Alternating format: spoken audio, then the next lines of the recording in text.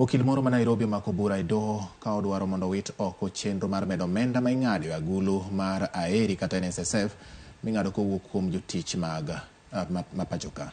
Okil John Maina Ndegwa ochwalo ng'ur e doho ma Milimani Nairobi ka okoni joma ondiki e tich osuru obembo ma ok owinjo med ng'ado sachgi ahinya e kinde ma koro ngima medore ne oganda Jo-Kenya. NSSF nyicha ne olando ni omenda mamalo ma ing'ado jotich kadhi e agulu no dhi medore kowuok siling 1,180 nyaka siling 1,740 dwe ka dwe.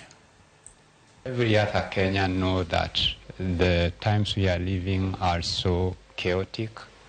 The cost of living is so high, and I know that the courts will empathize and sympathize with the plight of workers who are toiling so hard to bring food on their tables. So I have no doubt, I know it will pass.